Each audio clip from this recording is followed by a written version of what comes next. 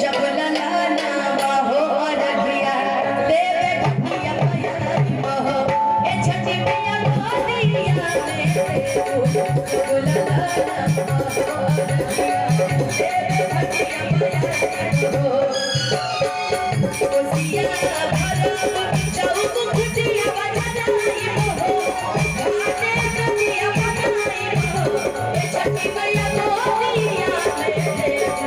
जब ललाना बहो अरधिया देवे घटिया बयाई बहो ए छठी मैया गोदिया में जब ललाना बहो अरधिया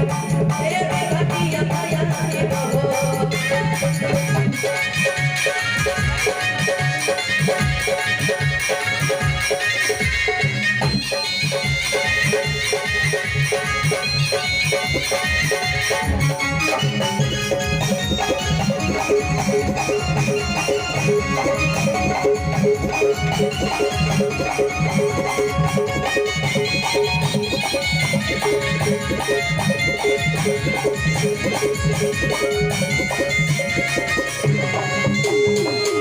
और जियनु बनाए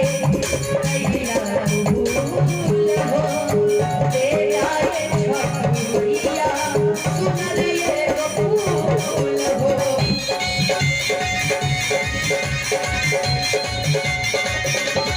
और जियनु बनाए कैला भूल हो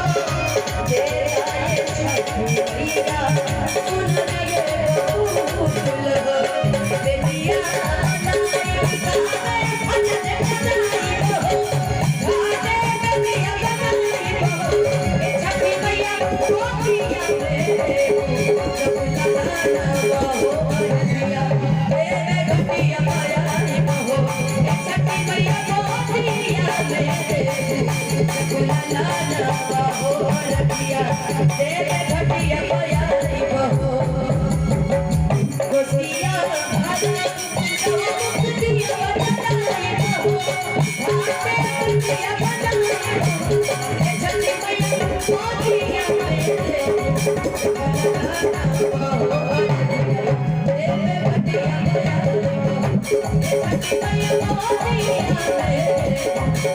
ललाना बहो अरधिया देवे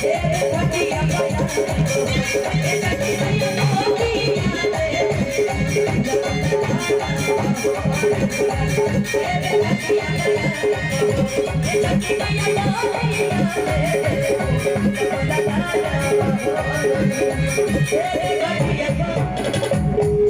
गोदिया में